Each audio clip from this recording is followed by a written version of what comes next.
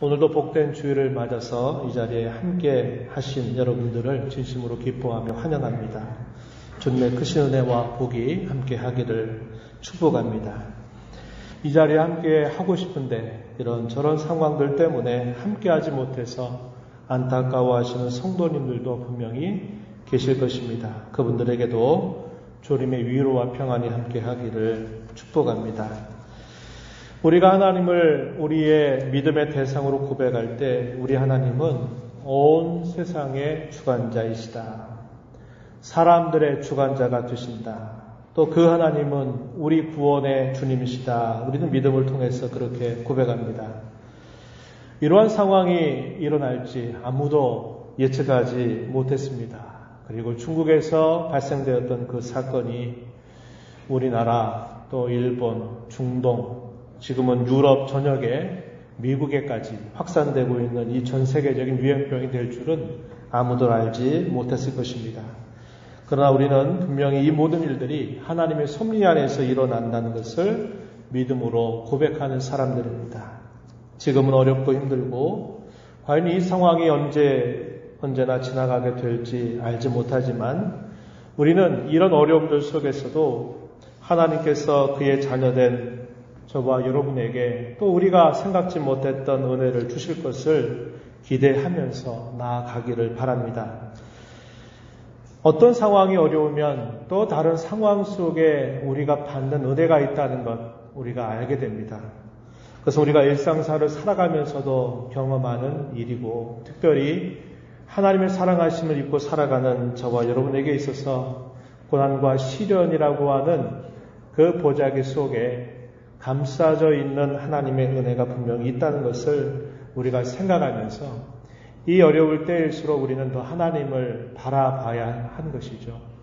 하나님께서 우리에게 무엇인가를 알게 하시고 주시고자 하시는 유익이 무엇인가를 더 기대하면서 그분의 말씀에 더 귀를 기울이고 더 기도하는 삶을 살아가는 것이 이 어려운 때를 살아가는 저와 여러분의 모습이 되기를 바랍니다. 기대하시면서 이 어려움을 잘 이겨나가도록 하십시다. 긍정적이고 소망 있는 그런 생각을 가지고서 하나님께서 우리에게 채워주실 것을 기대하면서 우리가 믿음으로 잘 감당해 나가게 되기를 바랍니다.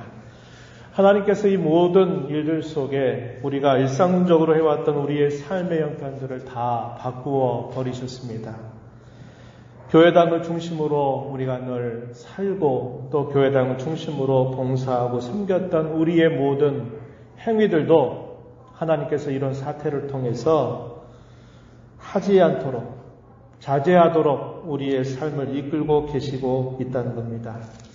이런 걸 통해서 분명하게 더 집중하게 되는 것은 우리가 하나님을 섬긴다 할 때 과연 그 본질이 뭘까? 뭐가 정말 신앙에 있어서 중요한 것일까 하는 것을 다시 한번 생각하는 기회가 된다는 것입니다. 그 본질이 과연 무엇일까요? 그것은 교회는 하나님을 예배하는 공동체라고 하는 것입니다. 또 교회는 신앙을 고백하고 그 신앙의 고백을 따라 살아가는 공동체라고 하는 것은 아주 본질적인 내용임을 우리는 기억해야 합니다. 우리가 하나님 앞에 행하는 이 예배에는 우리가 소위 말하는 하나님께서 은혜를 주시겠다고 말씀하시는 모든 약속들 또 은혜의 수단들이 다 집중되어 있습니다. 하나님의 말씀을 잘 듣고 그 말씀을 우리 가슴에 새기는 일, 우리 영혼의 양식을 받아먹는 일, 우리가 말씀을 읽고 교독하지요. 또 하나님의 말씀을 듣는 겁니다. 설교의 귀를 기울이는 것입니다. 또 하나님께서 우리에게 적당한 때에 성례라고 하는 걸 통해서 우리에게 은혜를 주시겠다고 약속하신 것도 이 예배라고 하는 것 안에서 이루어지게 되어 있습니다.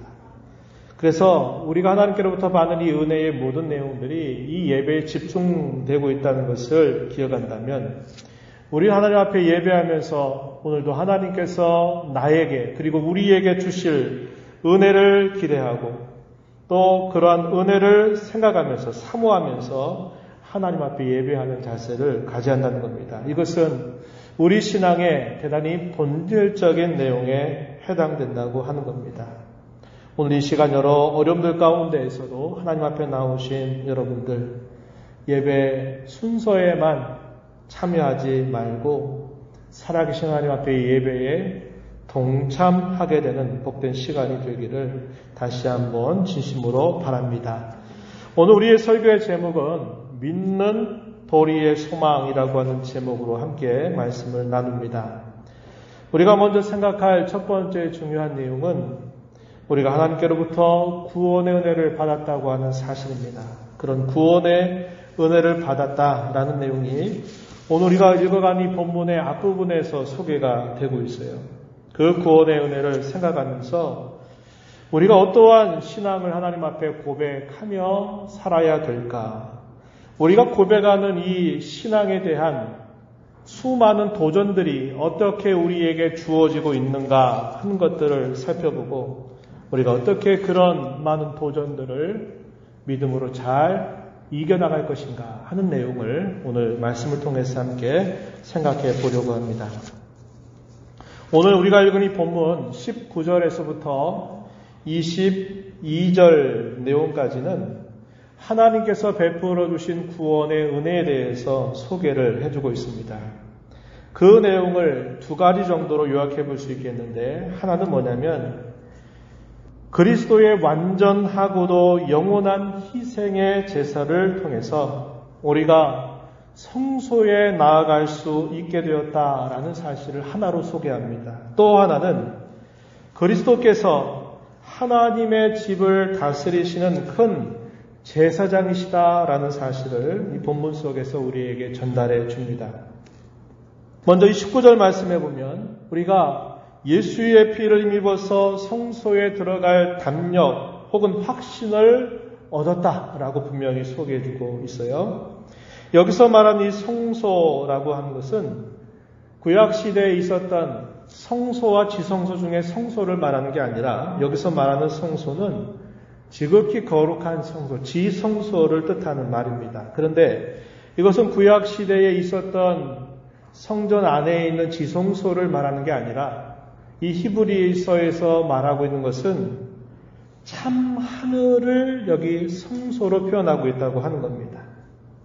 다시 말씀을 드리면 이것은 하나님의 면전을 뜻하는 말이고 하나님의 보호자를 뜻하는 말이라고 하는 겁니다. 우리가 하나님의 면전, 하나님의 보호자 앞에 들어갈 확신을 얻었다. 무엇으로? 예수님께서 우리들을 대신하여 흘려주신 그분의 보혈로 말미암아 우리가 하나님의 면전, 하나님의 보호자 앞에 설 수 있는 확신을 갖게 되었다. 이렇게 이야기합니다. 이 담력은 복음을 통해서 우리에게 주어진 것이고 기본적으로 이것은 예수 그리스도의 희생에 근거해서 우리가 하나님께로부터 얻은 자격이 되었다고 설명해 주고 있는 겁니다. 우리가 읽어간 이 본문 앞부분에 보게 되면 예수님께서 하신 그 일에 대하여 구약에 수없이 많이 반복했던 이 짐승의 희생 제사와 예수님께서 골고다 언덕에 거기에서 십자가에 달려서 드리신 그 제사와 어떤 차이가 있는가를 분명히 대조하고 있어요.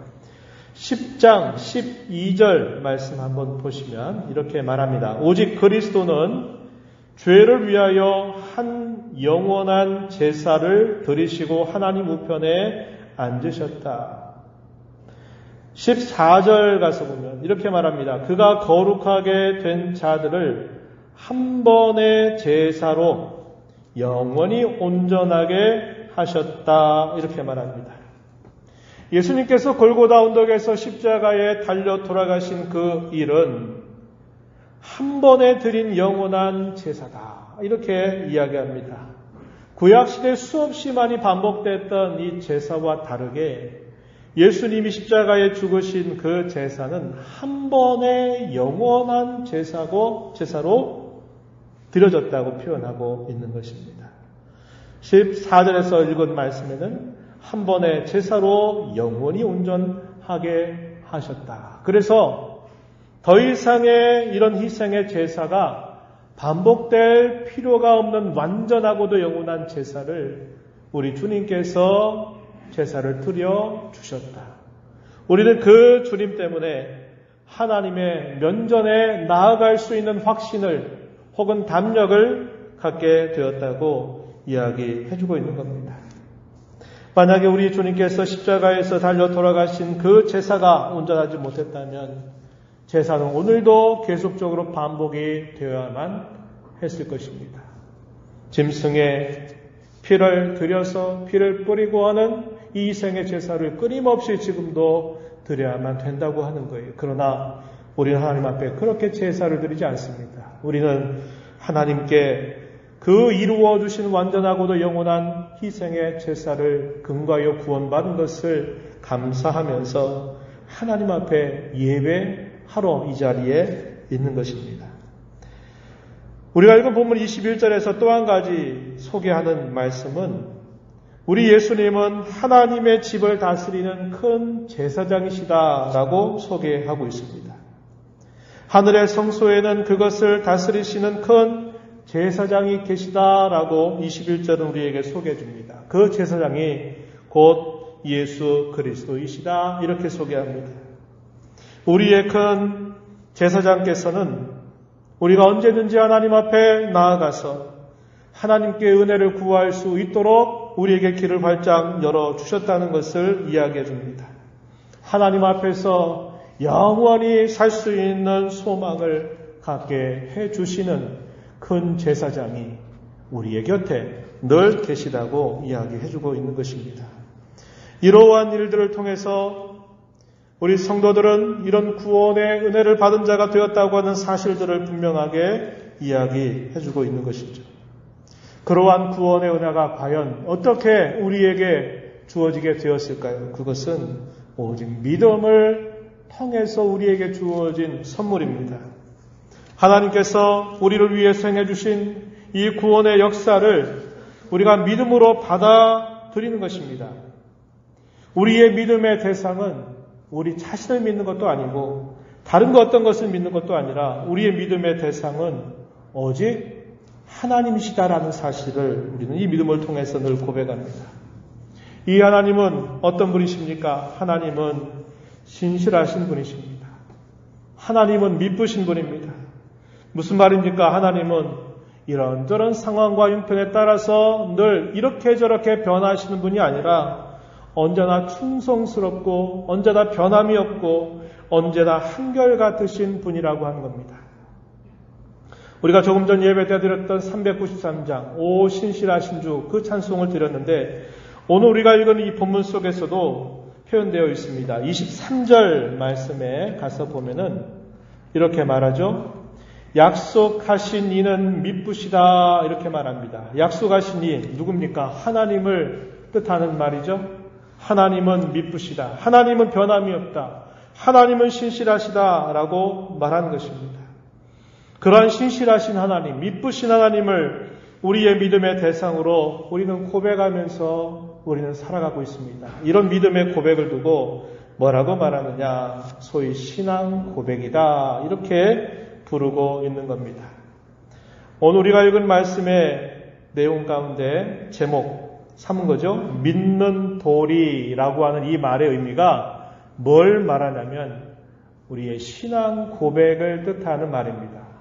이 말이 히브리서에서 약 3번 정도가 반복적으로 표현되고 있어요. 그래서 이 히브리서는 뭘 강조하고 있냐면 여러 강조점 가운데 하나가 신앙 고백에 대한 강조를 하고 있다고 하는 겁니다. 오늘 우리가 예배를 하나님 앞에 행하면서 사도신경으로 우리의 믿음을 고백한 것도 역시 이러한 신앙 고백의 한 부분이 되는 거예요. 사도신경을 우리가 믿음의 고백으로 하나님 앞에 드리는 것은 참으로 큰 은혜가 아닐 수 없어요. 왜 그렇습니까? 우리가 고백했던 이 사도신경의 내용을 한번 보세요. 삼위일체 하나님에 대한 고백을 담아주죠. 하나님께서 천지의 창조자라고 하는 것을 나는 믿는다고 고백합니다. 그리고 그의 유일하신 아들을 구주 예수 그리스도를 믿는다고 고백합니다. 그리고 성령을 믿는다고 고백합니다. 그런데 그 고백의 내용이 나와 아무런 어떤 상관이 없는 것처럼 고백이 되고 있다는 거예요. 그런데 그것이 상관이 없는 게 아니라 내 구원의 이 근거가 내 안에 자리 잡고 있는 게 아니라 그 구원의 근거가 내 안에 있는 게 아니라 하나님께서 약속하신 대로 행하신 행하신 그 일은 이미 이루어진 사실이고 그 일은 변함이 없는 사실이고 그 사실에 근거해서 내가 이런 구원을 받은 하나님의 자녀가 되었다고 고백하는 것입니다. 만약에 그 구원의 근거를 내 안에 둔다면 아침에 생각이 다르고 점심에 생각이 다르고 저녁에 생각이 달라지고 상황에 따라서 이렇게 말했다가 또 저렇게 말하고 감정에 따라 기분에 따라 좋았다가 슬퍼했다가 웃었다가 울었다가 하겠다고 말하다가 안 하겠다고 말하다가 이렇게 수없이 많은 변화를 거듭하는 우리 안에 그런 신앙의 고백의 내용이 있다면 우리 그 어느 누구도 우리가 구원에 대하여 확신할 수가 없게 되는 거예요. 그런데 우리가 날마다 믿음을 가지고 고백하는 그 신앙 고백의 내용이 성부 하나님께서 하신 일을 나는 분명히 믿습니다. 성자 하나님께서 나를 위해서 행해 주신 이 모든 일들을 나는 다 그대로 믿습니다. 성령 하나님께서 이루어 주신 그 일을 나는 믿습니다. 라는 그 고백의 내용에 근거하고 있으니 이것이 얼마나 견고한 소망이 되는지 우리는 알게 된다고 하는 겁니다. 견고합니다. 흔들리지 않아요. 달라지지 않아요. 아무리 상황이 휘몰아치고 아무리 상황이 급변한다 하더라도 이 사실들은 이미 이루어진 사실들이고 이것은 확고하고 흔들림이 없는 거예요. 거기에 나의 믿음을 합할 수 있다고 하는 것이 참으로 큰 은혜가 아닐 수 없는 것입니다. 우리 이러한 믿음의 고백을 가지고 구원받은 것을 기뻐하면서 구원의 하나님께 우리의 신앙을 고백하게 되고 또 우리는 그 하나님 앞에 감사와 기쁨으로 예배하게 되는 것입니다. 오늘 우리가 읽은 본문 19절 말씀에 보시면 이렇게 말합니다. 그러므로 형제들아 우리가 예수의 피를 힘입어 성소에 들어갈 담력을 얻었다 이렇게 말합니다. 이 말의 의미는 우리가 언제든지 하나님의 면전에 설 수 있는 그런 확신을 얻게 되었다라는 면도 가지고 있지만 또 한편으로는 뭐 한다는 겁니까? 하나님의 면전에 나가서 그분께서 주신 그 구원의 은혜를 감사하고 기뻐하며 찬양하는 그 일을 할 수 있게 되었다는 겁니다. 이게 뭡니까? 예배입니다. 예배. 우리는 하나님께서 우리에게 값없이 주신 그 구원으로 말미암아 예배를 통하여 하나님께 그 감사와 찬양으로 영광을 돌리고 있는 것입니다. 우리가 읽은 본문 좀 뒤로 가서 22절에서 또 보면 이렇게 말하죠. 뭐라고 말합니까? 참 마음과 온전한 믿음으로 하나님께 나아가자 이렇게 말합니다. 이것도 역시 무엇과 연결시킬 수 있는 말씀입니까? 예배와 연결시킬 수 있는 그런 말씀이 되는 것입니다. 여기 참마음과 온전한 믿음으로 하나님께 나아가자라고 하는 이 표현은 어떤 의미를 우리에게 전달해 주는지 잠시 생각해 봅니다. 하나님의 면전에 나아가는데 우리에게 꼭 필요한 자세, 그것이 바로 참 마음, 온전한 믿음이다. 이렇게 우리에게 가르쳐 주고 있어요. 이 말을 다른 말로 표현해 보면 이런 말입니다. 믿음의 충만한 확신 안에서 신실한 마음으로 하나님 앞에 나아가는 것. 이것이 하나님 앞에 예배하러 나아갈 때 우리에게 반드시 요구되는 자세라고 가르쳐 줍니다. 어떠한 근거를 따라서 이렇게 말하는 것일까요? 성소에 들어갈 담력을 얻고 큰 제사장이신 예수 그리스도가 우리를 위해서 계시기 때문에 우리가 이러한 자세를 가지고 하나님 앞에 나아가 예배해야 됨을 가르쳐 주고 있는 겁니다. 예수님께서 행하신 그 일로 인하여 우리의 마음이 정결함을 입게 되었습니다. 죄로 인하여 삐딱해진 우리의 양심들, 더러워진 우리의 양심이 깨끗함을 입게 되었습니다. 우리의 몸 또한 정결하게 되었다고 우리는 성경을 통해서 확인하죠. 마음의 뿌림을 받아서 악한 양심으로부터 벗어나게 된 것입니다. 우리의 몸은 맑은 물로 씻음을 받았다고 성경 본문은 우리에게 가르쳐 주고 있습니다. 그러한 정결함의 은혜를 입은 하나님의 자녀들이 참마음과 온전한 믿음을 가지고 하나님 앞에 나아간다, 이렇게 가르쳐 주고 있는 것이죠. 이렇게 하나님 앞에 예배하러 나아가는 모든 교회는 주님의 재림이 가까이 더 다가올수록 더욱 이렇게 모이기를 힘쓰라고 권면하고 있습니다. 우리가 읽은 마지막 절 25절 말씀에 그렇게 말하죠. 25절 말씀. 모이기를 패하는 어떤 사람들의 습관과 같이 하지 말고 오직 권하여 그날이 가까움을 볼수록 더욱 그리하자, 이렇게 말합니다. 왜 모일까요? 구원의 은혜를 베풀으신 하나님께 예배하기 위해서, 그 하나님께 감사와 찬양으로 영광 돌리기 위해서 우리는 주님의 재림이 가까이 다가옴을 볼수록 더욱 모이기를 힘을 기울여야 된다, 이렇게 권면하고 있는 겁니다. 교회는 마치 어머니의 품과 같습니다. 어머니의 품에 있는 자녀는 그 어머니의 돌봄 속에서 자라고 성장해 가는 것처럼 교회를 이루어서 교회로 모이는 성도들은 이 모임을 힘써야 한다고 한 겁니다. 모여서 함께 구원받은 그 은혜를 나누고 서로 교제하고 서로 사랑하고 또 주님께서 맡겨주신 귀한 일들을 함께 감당하고 사명을 감당하고 또 하나님께 나아가서 감사로 예배하는 그 일들을 통해서 교회는 더 성숙하고 자라가게 된다는 것을 우리는 배우게 됩니다. 여기서 모인다라는 이 말의 의미는 공적인 모임을 뜻하는 말입니다. 모임에 참여하는 것을 게을리하지 말라고 권면하고 있습니다. 왜냐? 이 모임으로부터 멀어지게 되는 것은 결국 주님과의 관계로부터 멀어지게 되기 때문에 그러합니다. 주님과의 관계가 멀어져 보십시오. 그러면 그 구원의 은혜로부터 멀어지게 되는 것과 똑같은 것이죠. 우리는 때가 더 가까이 다가옴을 볼수록 그 때가 가까운 그 의미는 두 가지가 될 겁니다. 하나는 우리의 인생에 남은 때가 과연 얼마가 될는지 우리가 알지 못합니다. 우리가 과연 언제 육신의 장막을 벗고 하나님의 면전에 서게 되는지 아무도 알지 못해요. 불의의 사고를 통해서도 그렇게 될 수 있고 뜻하지 않게 부름을 받을 수도 있는 겁니다. 개인적인 종말을 1차적으로 의미하는 거예요. 궁극적으로 또 하나의 의미는 뭘까요? 주님의 재림입니다.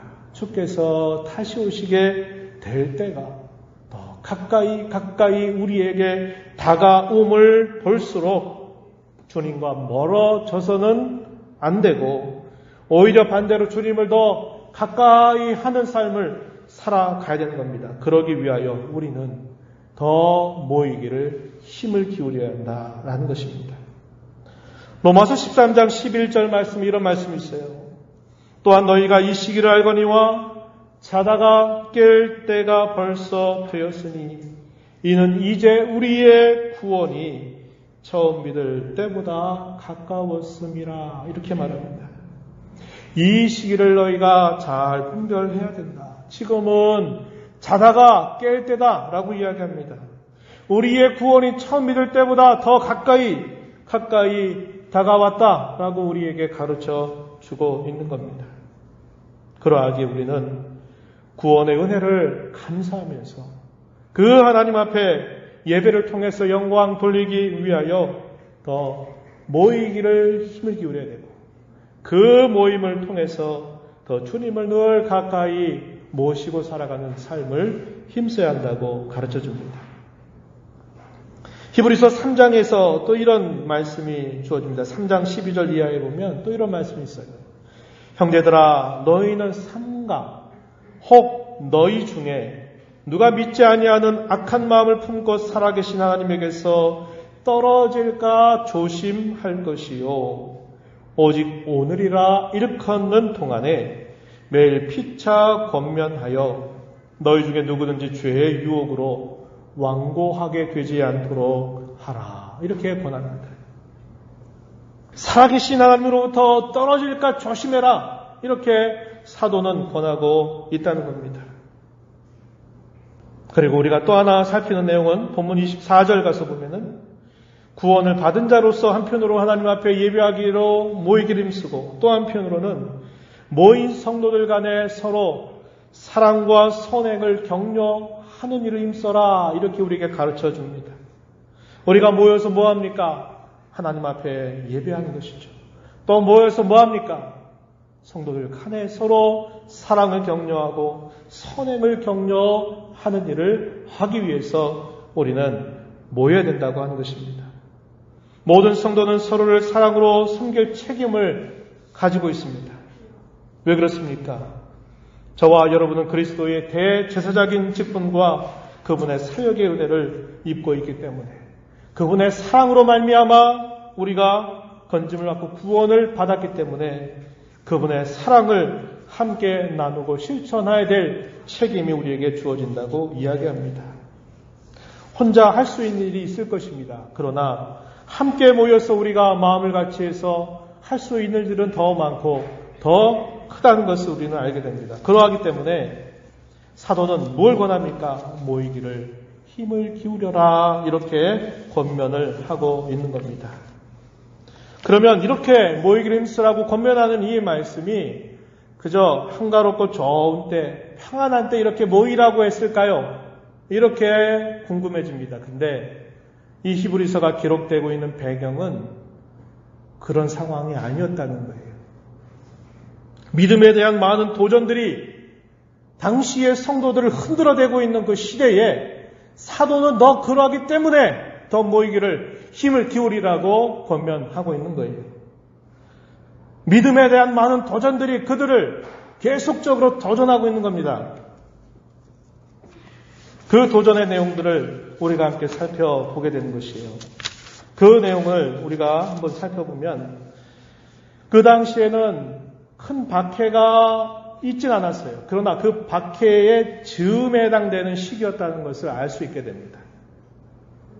로마 제국이 기독교를 박해한 것은 10번의 큰 박해가 있었어요. 이걸 10대 박해라고 불러요. 10대 박해 가운데 첫 번째 박해가 언제냐면 주 64년이에요. 이것은 너무나 분명합니다. 왜냐?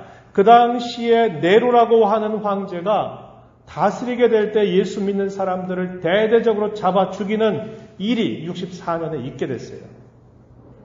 이 히브리서가 기록되고 있는 시기가 바로 그 즈음이라는 거예요. 그 즈음.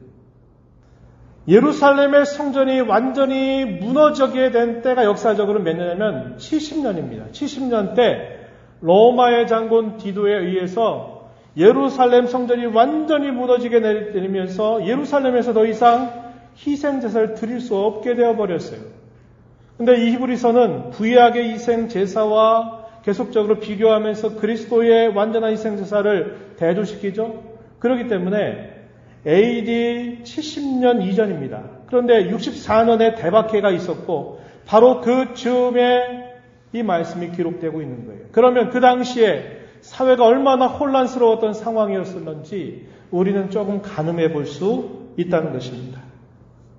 세상의 도전이라고 해서 그것이 세상과의 싸움이 되어서도 안 되고 세상의 공권력이 교회를 어지럽게 하고 힘들게 하는 것처럼 된다 그래서 공권력과의 싸움이 되어서도 안 됩니다.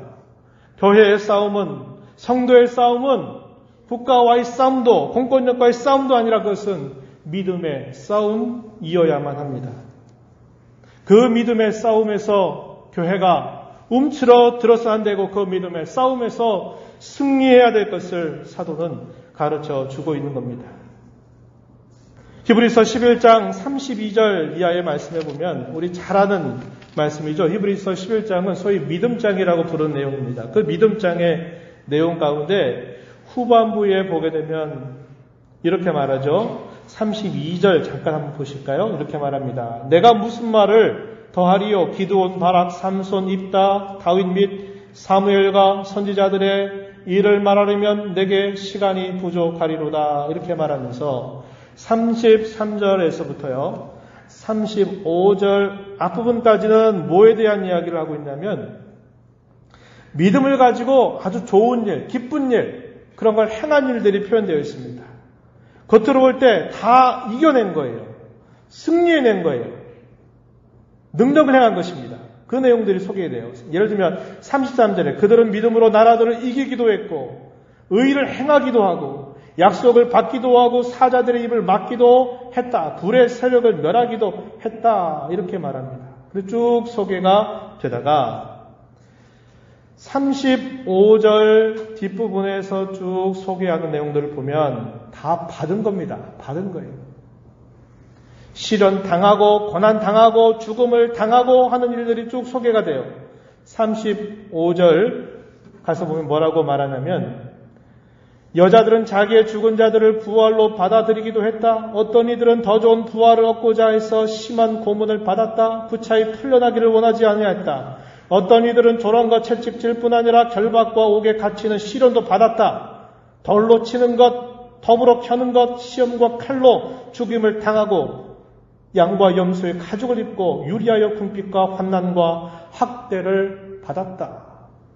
앞부분에서는 믿음 때문에 이겨내고 능력을 행하고 다 모든 어려움들을 다 극복해낸 것으로 소개되고 뒷부분에서는 동일한 믿음인데 고난당하고 죽임을 당하고 또 유리방황하고 환난당하고 하는 것들을 이야기합니다. 그런데 겉으로 볼 때는 앞부분은 승리한 것 같고 뒷부분은 패배한 것처럼 보이지만 그러나 겉으로 볼 때 그런 겁니다. 사도는 믿음의 선진들의 이 믿음의 승리를 이렇게 표현하고 있는 거예요. 양면적으로 표현하고 있는 겁니다. 하나님께서 어떤 사람에게 능력을 행해서 그 능력으로 많은 사람들을 꺾으라뜨릴 수 있는 일도 하시고 어떤 경우에는 능력보다는 고난을 당하되 그 고난 속에서 무너지지 않고 쓰러지지 않고 그 고난을 인내로 감당하게 하고 극복하게 하고 하면서 승리를 거두게 하시기도 하신다고 이야기합니다. 왜 사도는 이 믿음의 선진들의 이러한 신앙의 모습을 왜 예를 들어서 이렇게 소개할까요? 믿음의 싸움에 있어서 물러서지 말라는 거예요. 지지 말라는 것이죠.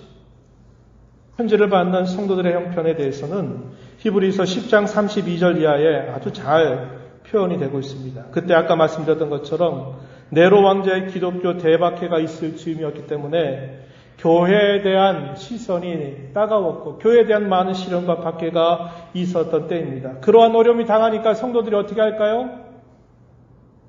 내가 이렇게 예수 믿었더니 이런 일 당해서 안 되겠다. 다시 유대교의 신앙으로 되돌아가고 이방인 중에 살다가 내가 예수 믿기로 작정해서 신앙 걸음을 걸어가는데 예수 믿는 것 때문에 이런 어려움을 당하는데 내가 견딜 수 없다. 그래가지고 어떻게 할까요? 다시 이교도의 신앙으로 돌아가려고 하는 이런 움직임들이 이렇게 저렇게 막 곳곳에서 일어나고 있는 상황이었어요. 다시 말씀드리면 배교의 상황이 벌어진 겁니다. 기독교 신앙에서 떨어져 버리는 거예요. 뭐 때문에요? 시련 때문에, 박해 때문에, 어려움 때문에. 믿음의 싸움에서 견뎌낼 수가 없는 겁니다. 그래서 수많은 사람들이 뒤로 물러서가는 그런 상황에 처해 있는 거예요. 히브리서 10장 32절 한번 여러분 보세요. 우리가 읽은 말씀 조금 뒤로 가면 그렇게 표현되어 있죠. 32절 전날에 너희가 빛을 받은 후에 고난의 큰 싸움을 견뎌낸 것을 생각하라. 혹은 비방과 환난으로서 사람에게 구경거리가 되고 혹은 이런 형편에 있는 자들과 사귀는 자가 되었으니 이렇게 표현하죠. 이미 그 고난의 전조가 이미 그들에게 닥쳐있는 상황이 벌어지고 있는 거예요. 고난의 큰 싸움을 이미 견뎌낸 것을 너희가 잘 생각해봐라. 어떻게 너희가 견뎌왔는지를 생각해봐라. 그 고난의 큰 싸움 속에 많은 사람들에게 비방거리가 되고 좋은 일로 구경거리가 되는 게 아니라 예수 믿는 것 때문에 비방거리, 그것으로 구경거리가 되는 일도 있었고 그 때문에 감옥에 갇힌 자들도 있다고 이야기하는 것입니다. 그럼에도 불구하고 그들이 어떻게 했습니까? 갇힌 자들을 동정했다. 자기의 소유를 빼앗기는 것도 기쁘게 그것을 당한 것은 더 낫고 영구한 소유가 있는 줄을 너희가 알고 확신하기 때문이었다고 이야기합니다. 그러면서 사도는 말해요. 35절에 가면 너희 담대함을 버리지 말아라. 이것이 큰 상을 얻게 한다. 인내가 너희에게 필요하다. 하나님의 뜻을 행한 후에 약속하신 것을 받기 위해서 너희에게 인내가 필요하다. 나의 의인은 믿음으로 말미암아 사는 것이지 뒤로 물러가 침륜에 빠질 자가 아니다 라고 사도는 권면하고 있는 것입니다. 이러한 상황들 속에서 사도는 권한 겁니다. 받은 구원의 은혜를 생각하십시오.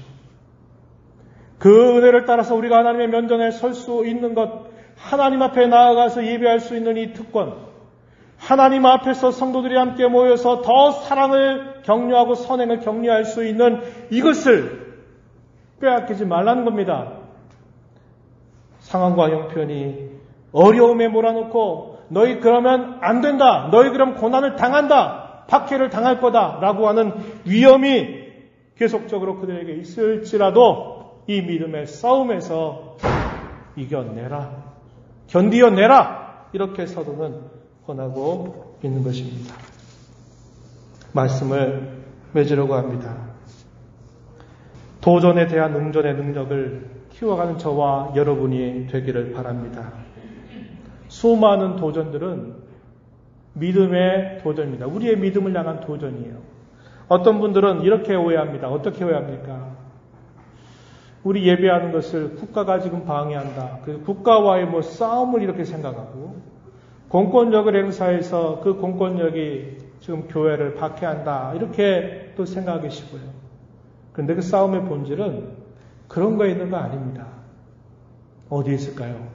우리가 가진 그 믿음 자체에 있다는 것을 생각해야 돼요. 우리의 믿음을 굳게 지켜나가는 자세를 가져야 합니다. 우리의 신앙의 고백은 하나님을 내가 이런 분으로 고백합니다. 말로 고백하고 끝나면 그게 신앙 고백이 다 되는 게 아닙니다. 그 신앙 고백은 증명되어야 돼요. 내 믿음을 증명해 보여라. 이렇게 하나님 우리에게 요구하세요. 히브리서 11장 2절 말씀, 우리 잘 기억하는 말씀이죠. 선진들이 이로써 증거를 얻었느니라 이렇게 말합니다. 여기서 말하는 이 증거가 뭐냐면 인정받았다 이 말이에요. 그래, 너 그 믿음 가지고 있더니 그래, 그 믿음으로 그 많은 시련과 어려움과 곤고 가운데서 내가 그 믿음을 지켜냈구나. 네 믿음이 살아있다는 것을 네가 증명했구나. 하나님이 인정했다라는 표현을 이 히브리서 11장 2절에서 이야기하고 있는 겁니다. 여러분, 계속적인 도전이 우리에게 크고 작게 있을 거예요. 코로나 이것도 우리의 믿음을 도전하는 하나의 도구가 될 수 있어요. 그뿐입니까? 우리가 앞으로 때가 가까워질 때까지, 아까 말씀드렸어요. 우리가 사는 날이 끝날 때까지, 궁극적으로는 주께서 재림하실 때까지 그 믿음의 도전은 더 거세게, 더 은밀한 방법으로 우리에게 다가올 것입니다. 응전하는 능력을 우리는 키워야 합니다. 그러기 위하여 우리의 믿음을 더욱 굳게 세우는 일을 힘써야 한다 하는 것입니다. 하나님께로부터 받은 구원의 은혜를 감사하면서 신앙의 고백 공동체로 우리의 삶을 통해서 잘 증명하는 일, 하나님께 예배하기를 사모하고 기뻐하는 일, 성도들이 함께 모여서 사랑과 격려하는 일을 힘을 기울여 가는 이 일들을 잘 감당하는 성도와 교회가 되기를 축복합니다. 하나님 아버지, 오늘도 저희들을 불러주셔서 오늘도 저에게 귀한 말씀을 통하여 저희들을 다시 일깨워 주심을 감사합니다. 예수 그리스도의 완전하고도 영원한 희생의 제사로 말미암아 우리가 하나님의 면전에 확신을 가지고 나아갈 수 있는 은혜를 입었습니다. 감사와 기쁨으로 하나님을 예배하는 일, 함께 모인 성도들이 서로 사랑과 선행을 격려하며 힘을 기울이는 일들, 주께서 저희들에게 주신 귀한 은혜임을 기억하고 이 일들을 힘을 기울여서 잘 감당하는 교회와 성도가 되게 하여 주옵소서. 믿음의 싸움이 늘 우리에게 있다는 것을 기억하고 이 믿음의 싸움에 저희들이 잘 응전해 나가는 그런 심력을 키워가는 교회와 성도가 되게 주옵소서. 예수님 이름으로 기도하옵나이다. 아멘.